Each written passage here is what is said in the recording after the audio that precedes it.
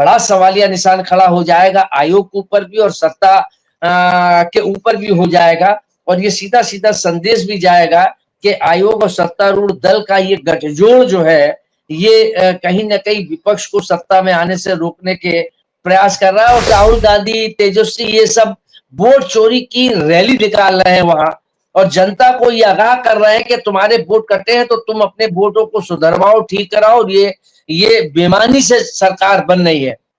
नमस्कार, मैं चंदन कुमार और आप देख रहे हैं न्यूज नशा। न्यूज नशा के इस वीडियो में हम बात करेंगे बिहार में मचे सियासी घमासान की।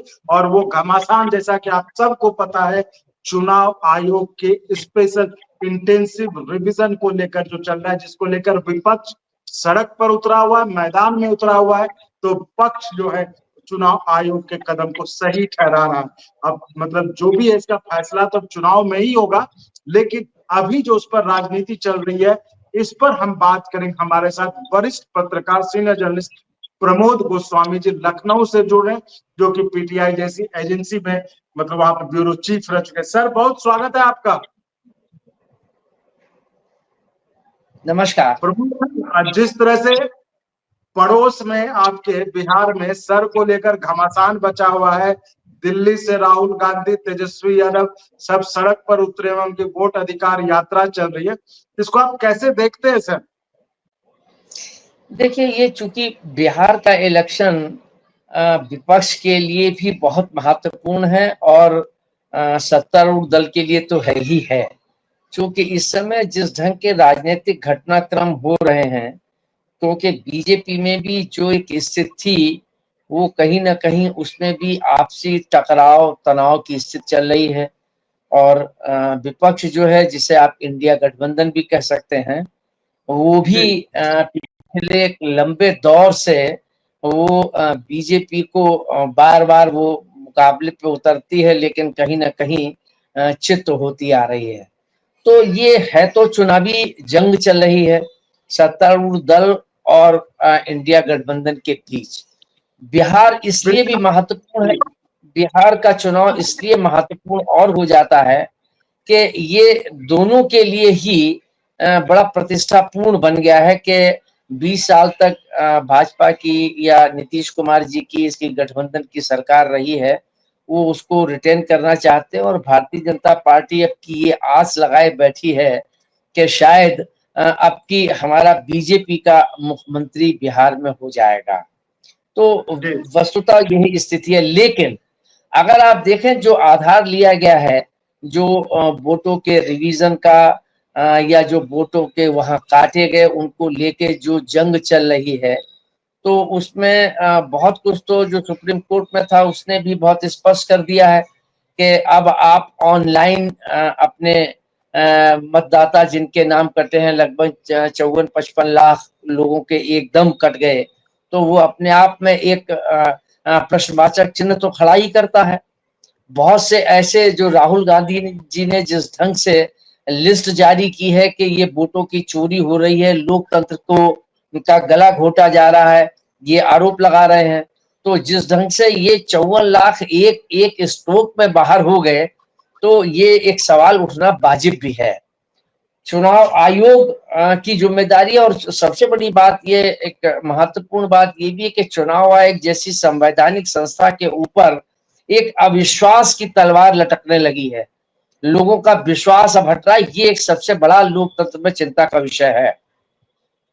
मोदी जी, दूसरी बात यह है कि मोदी जी जिस ढंग से ये बात कहना चाह रहे हैं कि जो वोट कटे हैं या जो वहां पर रिव्यू किया जा रहा है, उनके अपने हिसाब से सत्तारूढ़ दल के हिसाब से जो आयोग कर रहा है, वो उसके पीछे वो लॉजिक दे रहे हैं कि चूंकि यहाँ की डेमोग्राफी को जो कुछ जिले हैं, कुछ क्षेत्र हैं, वहाँ की डेमोग्राफी काफी बदल गई है और ये बदल रही है।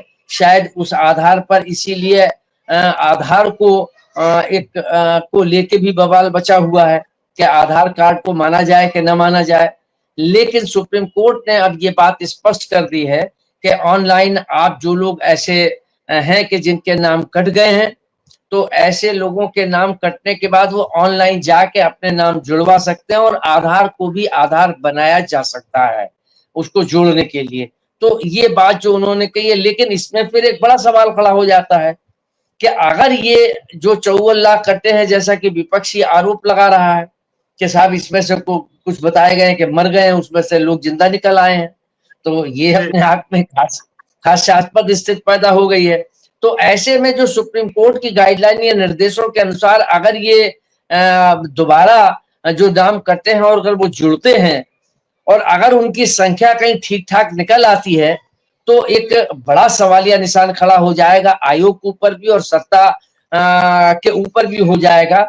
और ये सीधा सीधा संदेश भी जाएगा कि आयोग और सत्तारूढ़ दल का ये गठजोड़ जो है, ये कहीं ना कहीं विपक्ष को सत्ता में आने से रोकने के प्रयास कर रहा है। और फिर वो पेंडोरा बॉक्स खुल जाएगा। पिछले भी मतलब अगर आप देखें तो मुंबई के चुनाव के लिए भी विपक्ष ने आरोप लगाए और अभी राहुल गांधी जी ने ये बात भी वहां स्पष्ट करी, उन्होंने पूरा पथन्ना रख दिया कि इतने लोग नाम काटे गए, 1 लाख के करीब वहां उन्होंने बेंगलोर में कहा कि साहब नाम काट दिए गए और जो हमको हराने की कोशिश की गई।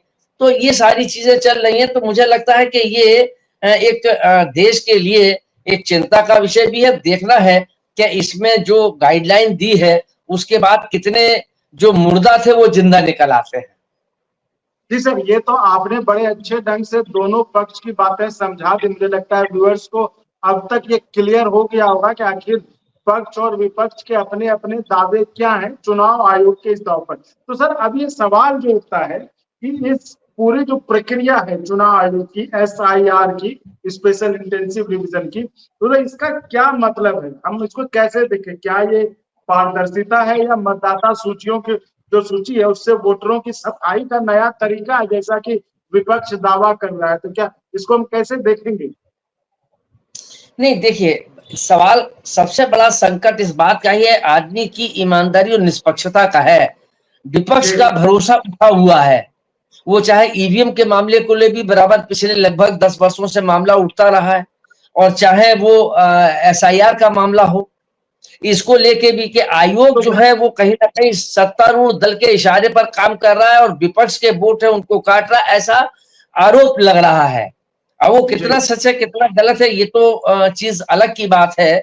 लेकिन अगर दोनों चीजें हैं, अगर मंशा स्पष्ट है, नियत साफ है, तो फिर उसमें इसमें कोई बुराई नहीं। उसमें जो ऐसे गलत बन गए हैं, चाहे वो फर्जी वोट बन गए हों, चाहे सत्तारूढ़ दल की तरफ से या पिछली अन्य सरकारों की जो रही हों, या देश में कहीं भी वहां अगर फर्जी बने हों या लोगों ने फर्जी बनवा लिए हो राजनीतिक दलों ने, तो उसमें ये जांच में ये ऐसे लोग बाहर हो जाएंगे। उसमें तो कहीं कोई आपत्ति नहीं है या आपत्ति होने का कोई प्रश्न भी नहीं है। लेकिन सवाल सबसे बड़ा विश्वसनीयता का जो संकट इस देश पर गुजर रहा है या इस दौर से गुजर रहा है, देश विश्वास का जो संकट पैदा हो गया है, वो सबसे बड़ी बात है। तो वो अगर आयोग निष्पक्षता से विपक्ष को भी कॉन्फिडेंस में ले, उसको बताए कि हमने ये नॉर्म्स रखे हैं, विपक्ष अगर उसमें कोई उसको आशंका होती है, शंका होती है, तो विपक्ष से वो सलाह लेके उस हिसाब से काम करे, मुझे लगता है कि इसमें कोई आपत्ति नहीं है, कोई चीज नहीं है। विपक्ष का आरोप ही ये है कि आयोग जो है वो सत्तारूढ़ दल को लाभ पहुंचाने के लिए जहां चाहता है वो 54 लाख, 55 लाख, 5 लाख, 1 लाख वोट काट देता है और चुनाव के बाद फिर वो कहता है कि नहीं SIR होना चाहिए, तो उनको करता है। ये विपक्ष के आरोप है और इसीलिए राहुल गांधी, तेजस्वी ये सब वोट चोरी की रैली निकाल रहे हैं वहां और जनता को ये आगाह कर रहे हैं कि तुम्हारे वोट कटे हैं तो तुम अपने वोटों को सुधरवाओ, ठीक कराओ। ये बेईमानी से सरकार बन रही है। अगर ये स्थिति हुई, मैंने जो पहले भी जैसा कि आपसे चंदन जी कहा कि अगर ये सुप्रीम कोर्ट के आदेश के बाद अगर कहीं व्यापक पैमाने पर कहीं ये वोट जो मुर्दा थे जिंदा हो गए, तो फिर आयोग और इन पर एक बड़ा सवाल पैदा होगा, बड़ी बहस शुरू होगी, देश का विश्वास डगमगाएगा, लोकतंत्र कमजोर होगा। ये सारी चीजें हैं। लेकिन ये भी सत्यता है कि अब जो राजनीति है वो सत्ता को एन केन प्रकार हासिल करने के लिए ही की जा रही है या हो रही है या शुरू हो गई है। अगर ये प्रतिस्पर्धा चलती रही तो जब दूसरी कोई सरकार आएगी तो वो इनसे ज्यादा बड़ी बेईमानी करेगी। फिर तीसरी आएगी उससे ज्यादा बड़ी बेईमानी करेगी। तो ये जो एक संकट है वो गहरा संकट है, इसको हल्के ढंग से नहीं लिया जाना चाहिए। इसका राजनीतिक दलों को भी चिंतन करना चाहिए कि सत्ता ही सब कुछ नहीं है। कुछ चीजें ऐसी हैं कि जिसमें देश का अगर विश्वास डगमगा जाएगा तो फिर इस देश की जनता का रुख क्या होगा, ये और ज्यादा चिंता का विषय होगा। जी सर, जैसा कि आपने कहा कि ये मतलब बड़ा गंभीर मसला है, तो इसमें सर एक चीज जो सवाल आता है, जिस तरह से 65 लाख के जो वोटर्स हटाए गए हैं, इसको क्या समझा जाए? क्या ये प्रक्रिया के तहत हटाए गए, मतलब जो उसमें प्रक्रियाओं का पालन करना होता है, या फिर ये कोई एक जो सियासी मतलब ये जो आप कह लेते हैं कि सियासी चाल है या सियासी गणित है, ऐसा कुछ तो नहीं है? इसे कैसे देखें? नहीं, देखिए यही बात है, विपक्ष ये बात कह रहा है और उसने वहां कई ऐसे प्रमाण भी दिखाए हैं कि जी वोटों की, और ये बात खाली बिहार में ही नहीं, ये उत्तर प्रदेश में भी रहा है कि बहुत से ऐसे नाम हुए हैं कि जहां के वोटर की लिस्ट गायब हो गई एन टाइम पर। हालांकि ये विपक्ष की भी जिम्मेदारी है कि जब एक समय रहता है, निर्धारित समय रहता है, उसमें वो लिस्ट को चेक करें, उसमें संशोधन कराएं, लेकिन वहां के उनके कार्यकर्ता या वो लोग उस पर ध्यान नहीं देते और उसका लाभ उठा के सत्ता पक्ष जो है उसका लाभ उठाता है।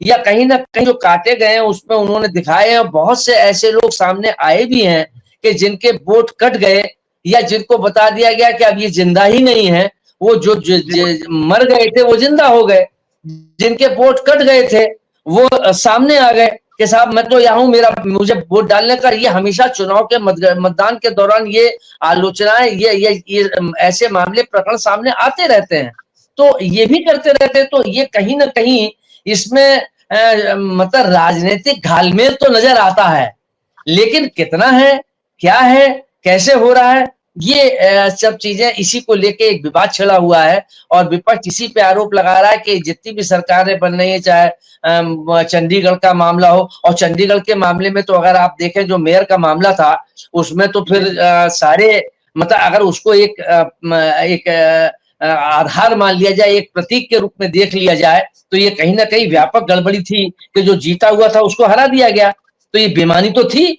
फिर कोर्ट के इंटरव्यू करने के बाद फिर उसके बाद रिजल्ट दूसरे हो गए। तो इससे एक बात तो साफ है कि सत्ता को हासिल करने के लिए कहीं ना कहीं दुरुपयोग तो हो रहा है। तो सर, जिस तरह से विपक्ष का आरोप है कि इस सारी प्रक्रिया, ये जो अचानक से ये रिवीजन, ये जो प्रक्रिया शुरू की है चुनाव आयोग द्वारा, इसका जो सबसे ज्यादा शिकार हो रहे हैं वो गरीब और पिछड़े हुए हैं, क्योंकि बिहार के ऐसे समय जब बाढ़ का समय है, लोग बाहर के प्रदेशों में काम करने जाते हैं, तो वो जाहिर तौर पर इसके लिए बाहर से नहीं आएंगे कि हम जाकर सही करें। तो इस आरोप में आपको कितना दम लगेगा? नहीं, देखिए ये बात अपनी जगह, ये भी कहीं ना कहीं विपक्ष का सवाल तो सही है कि भाई आप जब ये चुनाव, ये कोई ऐसा तो है नहीं कि ये अचानक बारिश हुई और बाढ़ आ गई। ये तो सबको मालूम था कि चुनाव होने इस निर्धारित समय पर होने हैं। तो जो ये SIR की प्रक्रिया थी ये आज से साल भर पहले हो सकती थी, उसका रिवीजन पहले हो सकता था। चुनाव के एन वक्त पर लाकर जब बिल्कुल किनारे पे आ गए, तब फिर इस प्रक्रिया को शुरू करने की क्या जरूरत थी? इस पर भी आयोग को विचार करना चाहिए था कि इतना कौन सा ऐसा पहाड़ टूटा जा रहा था कि जो यहाँ कर दिया जाए। और ये बात भी सही है कि बिहार के अधिकांश लोग, क्योंकि वहां की गरीबी ज्यादा है, वह अधिकांश लोग कहीं महाराष्ट्र में चले जाते हैं, कहीं गुजरात में चले जाते हैं, काम के रोजगार के लिए, अपने पेट पालने के लिए बाहर चले जाते हैं बहुत से लोग।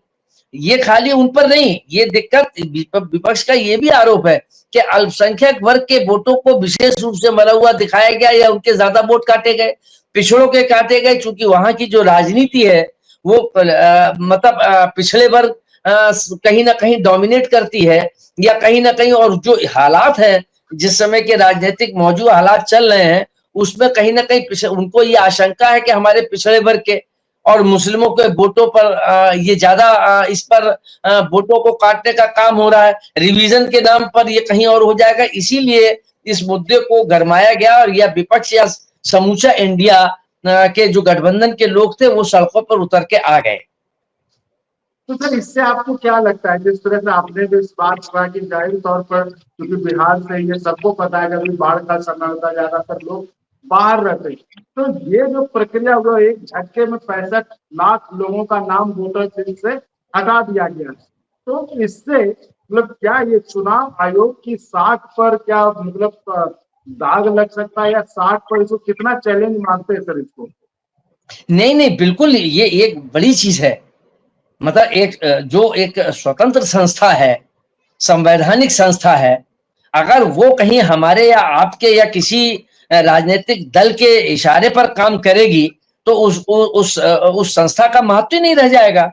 और ये तो इससे तो बड़ी गंभीर स्थितियां पैदा हो जाएंगी अगर कहीं आ गया। और इसीलिए ये सुप्रीम कोर्ट में मामला गया और उन्होंने कहा अब ऑनलाइन अपने जो जिनके नाम कट गए 65 लाख एक स्टॉक में ना काट देना, ये अपने आप में और मतलब एक महीने में। और दूसरी बात, मतलब जो प्रधानमंत्री जी ये बात कहते हैं कि डेमोग्राफी बदलने की बात है, तो 20 साल से वहां सरकार किसकी है? बीजेपी और उसके गठबंधन की है। क्या 20 साल में उन लोगों को लाने के लिए जो डेमोग्राफी बदल रहे थे, ये अवसर क्यों दिया गया? उसके लिए कौन जिम्मेदार है? उसके लिए क्या विपक्ष जिम्मेदार है? ये जो बयान दिया गया है, इस पर भी चिंतन होना चाहिए था बयान देने से पहले। जो भी ये बयान लिखने वाले लोग हैं, उनको ये भी सोचना चाहिए था कि वह 20 साल से तो सरकार बीजेपी की है, तो ये डेमोग्राफी ये जो एक दिन में तो नहीं बदल गई कि पता लगा कि एक साल भर में पूरी डेमोग्राफी बदल गई। एक लंबे समय से ये प्रक्रिया चल रही थी, तो उसमें भी ये क्या सरकार इसके लिए, इसके मतलब ये है, फिर तो प्रधानमंत्री को ये कहना चाहिए था कि इसके लिए हम दोषी हैं, हमारी सरकार दोषी है, क्योंकि हमारे गठबंधन की सरकार अधिकांश समय रही है 20 सालों में और उसमें ये हुआ है, हम इसकी कड़ी आलोचना करते हैं। तो ये डेमोग्राफी किसने बदली? क्या आरएलडी ने बदली या कांग्रेस ने बदली या किसने बदली? तो ये सवाल तो खुद मतलब एक उंगली उठाने पर 4 उंगली तो हमारी तरफ आ गई इस बयान से, जो मुझे लगता है। तो ये और एक मुश्त में इतने 65 लाख वोट काट देना, तो ये एक हास्यास्पद और मतलब एक संदेह तो उत्पन्न करता ही करता है। तो सर बहरहाल SIR तो अब सच्चाई है, जिसको कि लेकर अब जब जो ड्राफ्ट रोल है, अब फाइनल रोल भी आ जाएगा, जिसमें कि अब जो भी 65 लाख तक जितने लोग दावा कर पाते हैं, नहीं कर पाते हैं, अपने नाम सही कर पाते हैं, तो देखने वाली बात होगी। लेकिन आज की तारीख में SIR सच्चाई है और SIR चुनाव आयोग उसको अपने हिसाब से उसको कर रहा है। तो ऐसे में सर चलते चलते इस सवाल आपसे भी जानना चाहेंगे, और ये सवाल जाहिर तौर पर तमाम लोगों के मन में भी उठता है कि ये जो SIR है, ये जो चुनाव आयोग का ये जो प्रोसेस है, ये जो उनका उन्होंने ये किया है, क्या इसका असर जो है रिजल्ट पर, चुनाव परिणाम पर देखने को मिलेगा? नहीं, देखिए मुझे लगता है कि अब बिल्कुल कोई विपक्ष अब उसमें अलर्ट हो गया है, अपने कार्यकर्ताओं को उन्होंने अलर्ट कर दिया है। अब जो भी चीज होगी उसमें व्यापक बेईमानी की गुंजाइश तो नहीं रहेगी। हाँ, अगर ये कहीं गफलत में कर दिया गया होता तो निश्चित रूप से चुनाव प्रभावित होते या कहीं ना कहीं होता। लेकिन अब चूंकि रैली निकल रही है, आंदोलन हो रहा है, वहां के सारे प्रमुख राजनीतिक दल अब सक्रिय हो गए हैं कि ये सरकार इस आधार पर चुनाव जीतना चाहती है। तो इसलिए इसमें मुझे लगता है कि अगर ये हो जाएगा तो काफी कुछ निष्पक्ष होगा, या कहीं ना कहीं उसमें विपक्ष को भी कहने का मौका नहीं मिलेगा, क्योंकि तब आपके लोगों ने, आपके कार्यकर्ताओं ने, आपके दल ने क्या किया और अब ये आरोप क्यों लगा रहे हैं, जब ये इतना इशू आप ही ने बनाया और उसके बाद अगर आप निगरानी नहीं कर पाए तो उसके लिए दोषी न तो आयोग है न सत्तारूढ़ दल है। बिल्कुल सर, आप बिल्कुल सही कह रहे हैं। चलिए, कम से कम एक उम्मीद अब ये है कि जिस तरह से विपक्ष भी इस पर हमलावर हो गया, आक्रामक हो गया है, तो अब ये उम्मीद की जानी चाहिए कि अगर किसी का, क्योंकि एक भी कोई जायज जेन्युइन वोटर है, तो उसका वोट का अधिकार हम लोग नहीं छीने इस तरह से। तो हम उम्मीद कर सकते हैं कि जिस तरह से विपक्ष आक्रामक है, तो अब शायद उस तरह की गड़बड़ियां ना हो पाए जिसका कि अंदेशा था विपक्ष को। तो चलिए, ये तो देखने वाली बात होगी जब फाइनल रूल अब पब्लिश हो जाएगा, कुछ दिनों में आने ही वाला है, तो उसमें और फिर देखेंगे आगे क्या होता है। तो फिलहाल के लिए इतना ही। आप ऐसे ही चैनल को लाइक शेयर सब्सक्राइब करते रहें। और प्रमोद सर, बहुत बहुत धन्यवाद आपका। अपना समय निकालने के लिए और चैनल से जुड़ने के लिए। हम फिर इस चर्चा को आगे बढ़ाते रहेंगे। बहुत बहुत धन्यवाद। और आप हमसे जुड़े रहने के लिए सब्सक्राइब करें YouTube पर, फॉलो करें ट्विटर पर और लाइक करें Facebook पर। और ज्यादा जानकारी के लिए आपको टाइप करना होगा सिर्फ न्यूज नशा।